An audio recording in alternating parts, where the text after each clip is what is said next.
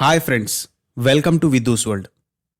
1000 స్తంభాల గుడి ఓరుగల్లులో కాకతీయుల కాలంలో నిర్మించబడ్డ గొప్ప కళా నిర్మాణం ఈ ఆలయం.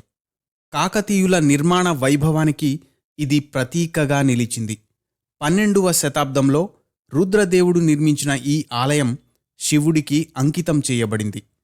ఈ ఆలయం కేవలం భక్తులకే కాదు, చరిత్రను ప్రేమించే ఎంతోమంది ఔత్సాహికులకు ఇదొక కళాఖండంగా దర్శనమిస్తుంది.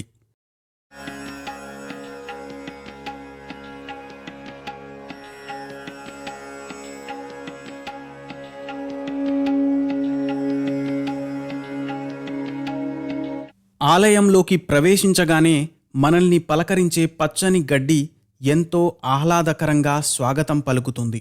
క్రీస్తు శకం 1163లో రుద్రదేవరాజు పాలనలో నిర్మించబడ్డ ఈ 1000 స్తంభాల ఆలయం కాకతీయ కళాఖండంగా పరిగణింపబడుతోంది. ఈ ఆలయం చాళుక్యుల దేవాలయాల నిర్మాణ శైలిలో నిర్మించబడింది. హనుమకొండలో ఈ ఆలయం 3 దేవతలకు అంకితం చేయబడింది.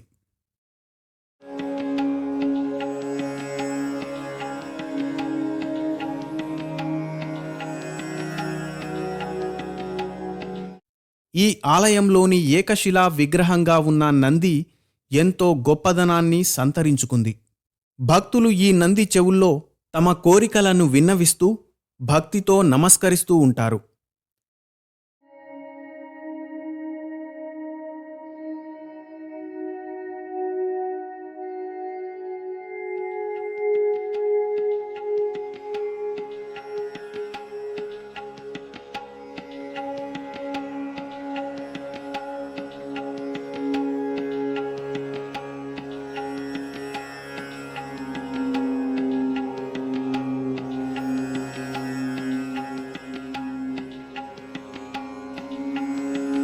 త్రికుటాలయంగా పిలవబడే ఈ ఆలయంలో ప్రధాన దేవతలు 3: శివుడు, విష్ణువు మరియు సూర్యుడు. శివుని మందిరం తూర్పు దిశకు ఎదురుగా ఉండగా, విష్ణువు మందిరం దక్షిణం వైపు మరియు సూర్యుడి మందిరం పడమర వైపుగా ఉంటాయి. పైనుండి ఈ ఆలయం చతురస్రాకారంలో కనిపిస్తుంది.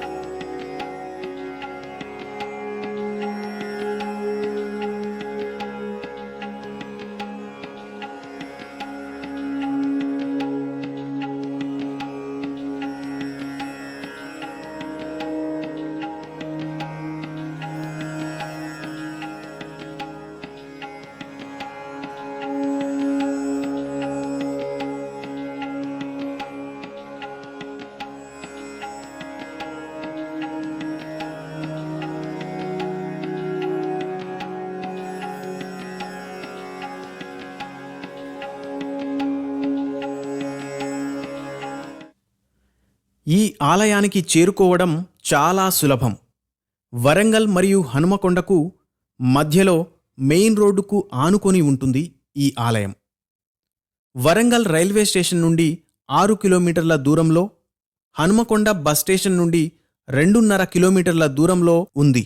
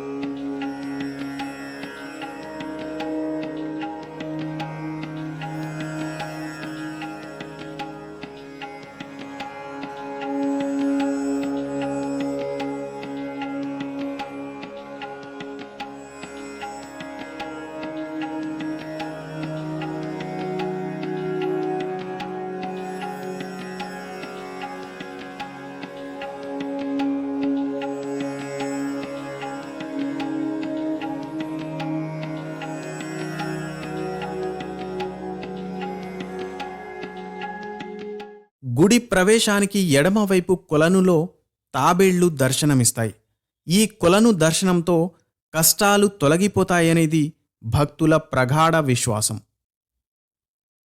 అయితే ఈ ఆలయంలో ప్రస్తుతం చాలా వరకు పునర్నిర్మాణ పనులు జరుగుతున్నాయి. ఈ ఆలయం ఉదయం 6 గంటల నుండి రాత్రి 8 గంటల వరకు భక్తులకు అందుబాటులో ఉంటుంది.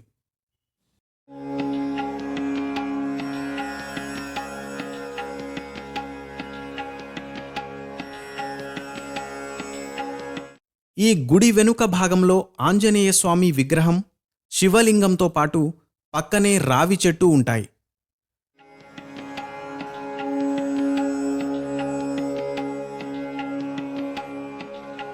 ఎంతో విశిష్టత కలిగిన చారిత్రక నిర్మాణమైనటువంటి ఈ ఆలయాన్ని దర్శించి శివుని కృపా కటాక్షాలను పొందిన భక్తులు ఎంతో మంది ఉన్నారు. మరి మీరు కూడా వారిలో ఒకరిగా మారాలంటే నేడే బయలుదేరండి. ఓం నమః శివాయ.